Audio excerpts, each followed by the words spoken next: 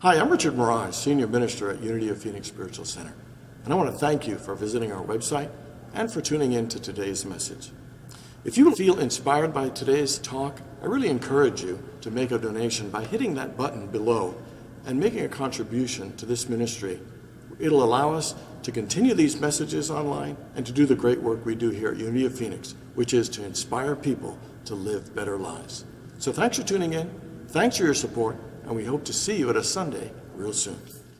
All right, morning again, everyone. And shout out to everybody who tunes in and watches us online. Hey, did you hear about that new restaurant downtown? It's called Karma. They don't have any menus. You just get what you deserve. Did I hear some moaning or booing like I did for the Patriots? Okay. All right. Hey, so I want you to think about your life and the state your life is in at this very moment. And I want you to look back 3 years ago about how you wanted your life to be now. And is your life the way it is now the life that you hoped it would be 3 years ago? Are you in the kind of shape you hoped you'd be in 3 years ago? You know, have you kicked that habit that you know wasn't good for you that you vowed to kick 3 years ago? Do you have the quality of relationship and lifestyle that you had hoped and desired to have 3 years ago? And if the answer is no, the question is why? And in a word, I can answer for all of us, and that word is because of our choices. That our lives are a product of the choices that we make. From choosing what we eat to what we don't eat, from choosing what we think to don't think, to choose from how we exercise or if we exercise, to choose our attitude or our mindset, to choose which friends we have and which friends we don't, the work we do, how we do it, how we show up in our lives, how we show up in our relationship, how we show up in how we take care of ourselves. All of our lives, our experiences, our feelings are all a product of the choices that we have made. And sometimes we can see a choice and think it's the best choice for us. And we can sometimes get fooled and make choices that aren't as good or as wise or as beneficial to us. 2 weeks ago, when we began this series, I talked about if I give you a choice of giving you $3 million right now or a penny that would double for the next 31 days, and you'd get it at the end. If you'd wait, you'd get whatever that amount is. I think most of us, just off the top of our head, would choose the $3 million now. You know, and we, as we discussed, that a penny doubling, that simple thing, doubling for 31 days, at the end of it would be worth $10,737,418.24, approximately. And so, you know, so this week we're wrapping up a series based on 2 books that I've been reading. One is called The Compound Effect, and the other one is called The Slight Edge. And one of the things that really inspired me is I've been noticing over the years this pattern that I've mentioned of how we start the new year so excited. We want the new year to have new opportunities to improve our lives. And, you know, 11 months later, the same year we were all excited about, we can hardly wait till it's over. And we want to start a new one. And at the beginning of all the years, you know, we want to overhaul our lives. We start fast and furious with our goals, and then we end up fizzling out, and our lives just tend to stay the same. We want to transform everything, but we just don't want to do anything. You know, it is amazing. And we get into that cycle. I mean, there's a joke that says about New Year's resolutions. All I need to do is just change the date from last year to this year, and I can use the same ones. And it's unfortunate because I think we act counter to what's productive of creating more traction in developing the kind of life we want. We make choices, I don't think, that are helpful to create the kind of life that we want. And so, you know, we've been looking at this series to think, what are the things we need to do to actually create the kind of success we want? And it turns out to be something that we overlook and don't like, and that is doing the small, simple, positive things daily over time is the best way to build a strong foundation to create a healthier life. It's not looking for it to be an overnight success. It's not looking for the quick fix. It's not looking for the secret, all the things that we do. And it goes against, certain spiritual and life principles. There's a line in the New Testament that says, first the blade, then the ear, then the full ear in the corn. That life is about planting, cultivating, and harvesting. And sometimes all we want to do is harvest. We don't want to plant, and we definitely don't want to cultivate because that takes work. And so we are literally creating a cycle of dissatisfaction in our lives every time we expect, to hit the home run or go after, to win the lottery and have all these things happen. We have developed and been conditioned in our culture to have what is called a microwave mindset. We're looking for the golden ticket. How to lose, 20 pounds in 7 days, how to, get rich quick, how to improve your life overnight. We buy into these things. And we buy into them, and I don't think they're good for us. You know why? Because I think when we think that, it affects our work ethic. We think, well, I don't really have to work that hard if I could hit it big somehow. And instead of actually doing the work, we keep looking for all these things that can get us what we want quickly.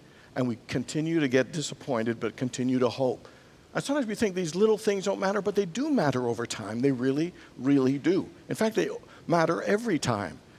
You remember we talked about one guy a couple weeks ago, and he made a couple of simple changes, reading 10 pages a day, on his drive listening to 30 minutes of positive motivational material. He cut out only 125 calories a day, which was like half a cup less of cereal or switching from a can of Coke to seltzer water. I mean, really, really simple things. And he did all these things, and over 31 months, he lost 33 pounds. His mind was so creative and so engaged, he got a great promotion. And he felt better, he felt happier, and his relationship and his whole life got happier over time. So we all love hearing those results. Losing 33 pounds, getting a promotion. The part we don't like hearing, it took 31 months. And so and to tell you, that reaction, you know why it's in us? It's to show how conditioned we have been in to look for the easy way out. To look and to not honor our work ethic and the value of the simple little choices and actions that we do regularly in our lives. So today we're going to wrap it up, and the compound effect and the slight edge, by sharing a couple of things in doing things consistently that'll lift our lives to another level. And so the first thing I want to talk about is momentum. That momentum is a powerful and amazing thing. That the more we do the little things consistently over time, you start developing this momentum. And it's a kind of enigmatic power and energy that we get to create that has great effects in our lives. And I call this momentum, I call it Big Mo. Big Mo can do some amazing things. Now, you can't see Big Mo, you can't touch Big Mo, but when you got the Mo. Because it will help create and attract.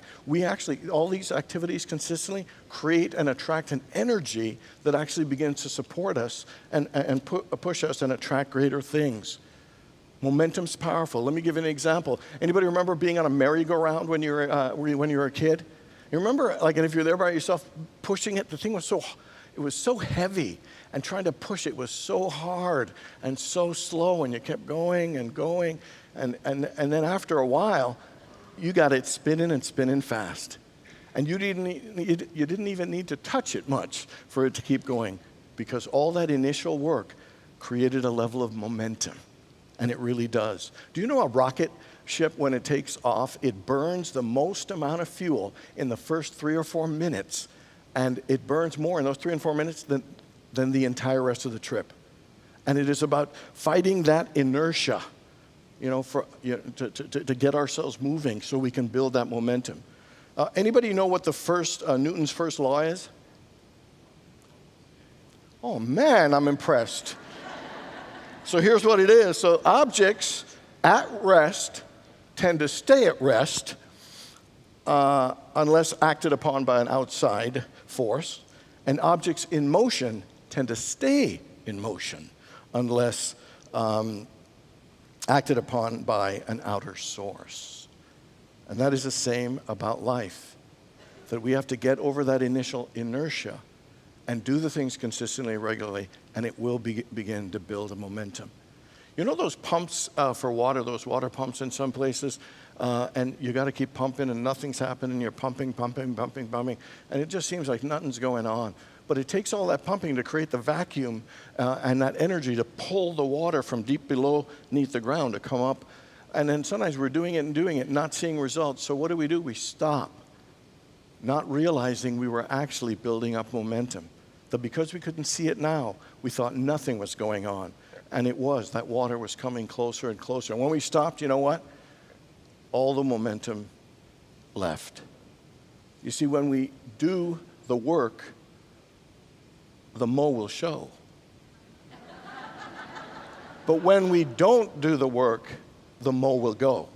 And so sometimes there are many things that we are hit a choice point at, and we choose to stop, that we choose to give up, not realizing the giving up of those little things that we've been doing. If we do, we will lose all the momentum that we had gauged, and the water could have been much closer to the surface than we realized. You know, momentum is a powerful and important thing. Doing the things consistently creates momentum. And the question is, how do we create this momentum? One of the ways, and this is not going to sound exciting, but one of the ways to do it is to be consistent in our routines. It is to create daily routines that help us. Let me give you a simple daily morning routine. How many people hit the snooze button when you wake up in the morning, by the way? Mike, 4? The rest of you all jumping out of bed excited? I hit it at least 2 or 3 times myself, but anyway. So here's how we go, is that when you hit the snooze button, this is just an example, which lasts about 7 minutes, you can actually just meditate right off the bat. That can be a part of your routine. Just a 7-minute meditation in the morning. And then when you get up to turn the coffee machine on, while it's brewing, just do a few minutes of gentle stretching for your body. And when you finish your coffee, you could just sit down and just think about, what are the top 3 priorities for this day? What is my intention for this day? And think about, how do I want to feel at the end of today? And then you go have a shower and start the rest of your day.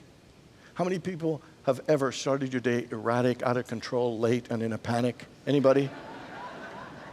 So again, this sounds simple. Wake up and do a little meditation while your coffee's brewing, stretch a little. But creating that routine does a lot of simple things that starts our day on a good footing. That we are the ones who begin to set the scene and the energy of how our day goes. And then, at the end of the day, we bookend the day with another routine. So that before we go to sleep, we just think of some things like, what went well today? What did I learn? What was positive? And then we can think of, what would I need to change or improve? And the third is just being grateful or reading a couple of inspirational lines. Now again, this sounds simple, but I guarantee you, if you bookend your day, beginning and end, with positive, simple routines, it'll help you handle whatever's in the middle better. Routine is important for success. I'll tell you a bunch of successful people who have routine. Jack Nicklaus won those 18 majors because he had a clear routine before he put. Tiger as well. You know, the routine is a powerful and important thing for all of us. You know, Michael Phelps had his routine of how he, with all of his swimming and with his coach, and was absolutely consistent and clearly developed enough momentum that he's won more Olympic medals than anyone in history. Pilots have routines. You know, football kickers have routines. Everybody's got routines. And anybody who's got routines tends to be really successful, and they get the mo. They get the momentum that brings them success. Bill Belichick has the mo. Tom Brady has got the mo because they have a consistent system that they go with. I mean, 8 Super Bowls that there's going to be? Whatever it is. It's crazy success, but it's built on routines and systems and consistency. And I cannot emphasize enough that simple things, we think it's always got to be big things. Simple things make a difference. In the military at boot camp, a part of their disciplines, making up your bed, shining your shoes, standing at attention, These don't seem big, but when you do the little things well with discipline and consistency, guess what? It creates a platform and a foundation for doing the bigger things with consistency and greater success. So where in your life do you need a little momentum? Where in your life are you willing to add and create a little bit routine so you can get that rhythm and start building the start building the momentum? The next one is kind of related to that, and it's from momentum to acceleration. Because momentum with acceleration, and acceleration is about doing that extra work beyond what is expected. That extra work when you don't feel like doing the work, that those things can propel us to wonderful leaps. And it doesn't happen fast, but it happens over time when you get the momentum and do the extra work. How many people have an iPod, an iPhone, or an i-something? Anybody? An Apple product? You know, Apple was around a long time before it came out with the iPod. They weren't the first to have what is like an MP3 player like that. But they were consistent in their commitment to high quality, to innovative design, and to making it user-friendly. They had a loyal following because they were committed with that. They had a small market share of computers. I think they still do. But in the iPhone, iPod, all of that stuff, it's been outrageous. But it wasn't an overnight success. Do you know when they introduced the iPod back, it was 2001? They went from a year of 33% growth, and in the first year of introducing the iPod, they went to 33% of decline. But they didn't give up, because the next year, 2002, they only lost 2% of growth. And then in 2003, they went up to 18% growth. 2004, they went to 33%. They got back up. And 2005, 68% growth. Today, they have well over 70% of the market. And what was it about? It was about acceleration. They kept going the extra mile. They kept trying new things. They kept being more innovative. They took their momentum and they stretched it out. And so acceleration happens with extra effort in two places. Extra effort when you hit the wall. Anybody ever hit the wall running? And then you just want to stop and quit? There are many times from relationships to different areas that we hit the wall, and it is choice point to say, do I give up or do I go deep? And that if we are willing to go deep and to take moments of weakness and transform it into moments of strength, that we can break through to a higher level of success in any area. To give the extra effort when we've hit the wall, when we think we can't go on, when you know it's yours to do, keep going on, and there will be a breakthrough. And the other extra effort, and let me give an example. Darren Hardy, the author of The Compound Effect, said he was wanting to really make a lot of money in real estate, and he had some ups and downs. And he said there were days that he just didn't want to make any extra calls. There was just days that he just didn't want to go and knock on doors. And he said when he'd find things that didn't go well, like a dog chasing him, it was like, oh, maybe I shouldn't go to any more houses. Oh, it looks like it's going to rain. Maybe I shouldn't go to any houses. Or getting chewed out by a father for knocking on the door during their family dinner time. And he'd think, oh, maybe I shouldn't. Or a deal fell through, maybe I shouldn't. And he said when he reached that low point, when he hit that wall, he would find a bathroom, wash his face, and look at himself and remind himself, simple things done consistently over time will bring success. And sometimes we all need that reminder to push us when we hit that wall. And also, you know what's important? Is to do a little extra when things are going well. You ever been in the flow? Everything's going well? The important thing is to use that energy of when things are going well and go beyond what you normally do. Go beyond and exceed your own expectations. Go beyond and walk an extra half a mile. Go beyond and make 4 or 5 extra calls. Go beyond it when you've got that energy. When you've got that momentum, use it with some extra effort, and it'll propel you in some great and amazing ways. Oprah Winfrey would always go the extra distance. I think maybe it was her 20th anniversary show. You know, she called 11 names up and said, hey, you all won a car. And she said, for the 12th set of keys, it's under someone's seat. And they all looked. It was under everyone's seat. She gave everyone a brand new car. And now you're thinking, yeah, that's Oprah. Well, Yes, that's Oprah, but Oprah still didn't have to do that. And let me give you one that Darren Hardy did.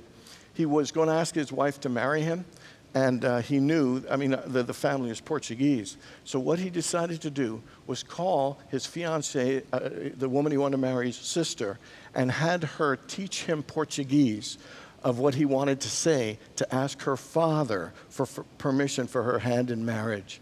And he took home every that time meeting her and learning this. And the father could understand enough English, but he wanted to go a little further. He wanted to exceed expectations. And he did it in perfect Portuguese. And he said yes. And he wanted to go even further than that. He called every one of her 5 brothers and asked in Portuguese that if he could have their hand in marriage. 3 said yes, but still, the effort was a beautiful thing. Do you think that made a little difference to her, that little extra effort? You think it made a difference in the quality of their lives and their relationship? You think it made a difference in how he was welcomed into their family? It is the little things in life, the little bit of extra that people remember the most. And when we do that, it really, really takes us to another level and the quality of our relationships and lives up to another level. So in your life, what is an area that you could give a little more effort? Is it your relationship, your work? Is it a better care for your body? And where can you exceed expectations? Knowing that you could show up a certain way and you're doing good, but would you like to go the extra mile every now and then and see what kind of acceleration that gives to our relationships and ourselves? One of the things I believe about these things is that we don't just do these things. We're not doing those things. Those things are doing us. They are breaking away from our old self and lifting us. And it's more of a breakthrough in consciousness than it is a breakthrough in success or finance or any of the other areas. It is bringing us up to a higher and greater level if we are willing to go that far and be consistent with it. The final thing I want to talk about is, there was a study done, and someone promised parents, they said, if you, as a parent, I promised you that I could make your child either rich or personally developed. The overwhelming number of people picked rich. And then there was a second question. If I could make your children rich or happy, which would you choose? And 90% chose happy. Because ultimately, we all want to be happy. And between personal development and happiness, they said only 10% of the people actually do work consistently for personal development. But when you add personal development and try and help them also become happy, that 10% turns to 50%. This is a lot of unnecessary words I just used to tell you everybody wants to be happy. But here's the challenge, though, is that we have erroneous beliefs about what happiness is and how to find it and experience it. That's the issue. And another one of those false beliefs that creates more dissatisfaction in our lives. We literally believe you got to chase happy. You got to find happy. You got to go after happy because happy is out there. You know, we always hear life, liberty, and the pursuit of happiness. Well, the truth is, happiness cannot be pursued. It is not the pursuit of happiness. It is the realization of happiness and the realization that happiness is right here and now. And it ain't anywhere there. And because that pattern we have is that I'm here and I want to be there because here isn't as good as there, is that it comes from a place of believing wherever we are isn't enough. Happy ain't here, happy's there. And that is a sad way to live our lives, always thinking where we are isn't enough. And the realization of happiness is not about winning the lottery or getting a Lamborghini or being a football star or an athlete or moving to the Riviera. But we condition ourselves and say, I'll be happy when I make my first million. I'll be happy when I meet my one and true love. You know, we say all these things because our culture teaches us happiness happens at the end. But the truth is, for a happy life, happy needs to be the first thing. Albert Schweitzer said it best when he said, success is not the key to happiness. Happiness is the key to success. That when you find happy and enjoy happy and realize happy now, guess what? All those other things start coming towards us because happy is a habit That famous quote by Abraham Lincoln that says, most people are as happy as they make up their minds to be. So it behooves all of us to ask ourselves that question. How happy have I made up my mind to be today? How happy are you with your life right now? How happy are you with yourself right now? How happy are you with your relationship and your family right now? How happy are you with your work right now? You know, one of the things about happy, we need to do it daily. Happy needs to be daily, everyday happiness. You know, and the way to do that, one of my favorite lines in the Psalms is, this is the day that the Lord has made, so let us rejoice and be glad in it. That's all we need right there. To be thankful that we're alive, to give thanks to God, to rejoice in this wonderful life that we have, to take time for meditation and delight ourselves in God, delight ourselves in the very source that created us. To rejoice means to celebrate. Celebrate this day. Celebrate all the good that we have.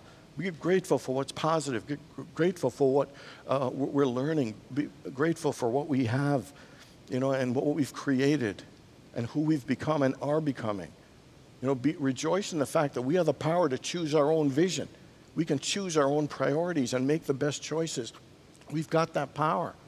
And something about happy is a great quality is help someone else be happy. Help someone else fulfill their dreams. Help someone else succeed. Another one is exercise your body. It's the temple of God. Take care of the temple of God, and that makes us happy. And my favorite is smile as much as you can.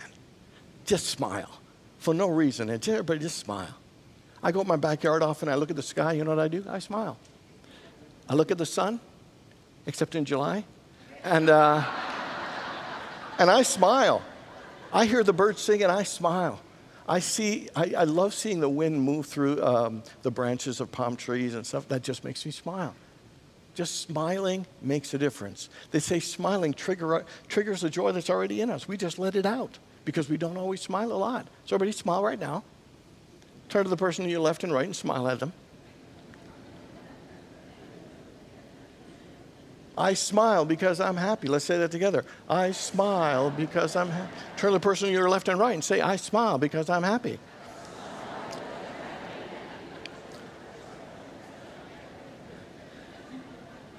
See, smiling just brings out the happy that's already in us.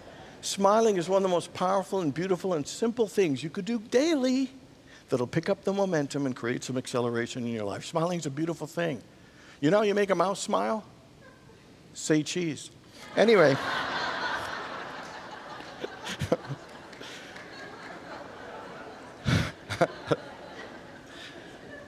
Do you know what they say? Happy people tend to be more positive. Happy people tend to let go of the past and forgive easier. Happy people tend to be more optimistic when life isn't going as well. It's not that life goes perfectly. They know how to be happy anyway. They know how to be happy in their families, in their work. They bring happy with them. You know the compounding effect, the most powerful compounding thing is happiness. If you're happy today and a little bit every day, it'll compound the effect of you're happy. And so why not do it? And you know, there are two things going on here about the simple things every day. One, with the compound of happy, we need to be happy and rejoice every single day. But we also need to be patient and look at the simple things and the long-term effect of the simple things that we do. Not trying to get it quick. Be happy now and not look for the quick, but look for the simple things and think more long-term in those things. They're important every day you do them, but they're going to have a greater impact, even when things aren't going well. You know, this week I got some news that I wasn't that crazy about. I've been having a lot of shoulder pain, and I got the results of my MRI that said that I have a deep anterior tear of 80% of my rotator cuff, and it hurts like heck. And I said I wasn't going to do any surgery to the doctor, and he agreed because with my physical situation, I couldn't keep my arm immobilized for 6 weeks. It's just not happening. So the only solution is ice and rest and heat and not doing as much as I currently do. And for 6 to 12 months. So not the news I was really looking for this week, but then doing this book and talking about these principles is exactly what I need to do. Is to do the little important things on a regular basis, and knowing in time it'll build momentum and acceleration, And 3 years from now, when I look back about how happy and how healthy I want and active I want to be, I'll be able to do that again. But right now, got to step back a little bit and do some adjustments, simple changes, but important changes that'll help my life down the road. And the same principle goes for any aspect of life. That if you want it, don't try and hit the home run. Let's let go of that idea and that belief and do simple things consistently and let them compound. Let happy compound. Let your momentum compound. Let your acceleration compound. These little things are easy to do, and they're easy not to do. The question is, what are you going to do? So let's let go of the old and let's do the simple things that'll make us have the most long-term success. Let's take advantage of the compound effect, and let's take advantage of the slight edge. God bless you, everybody.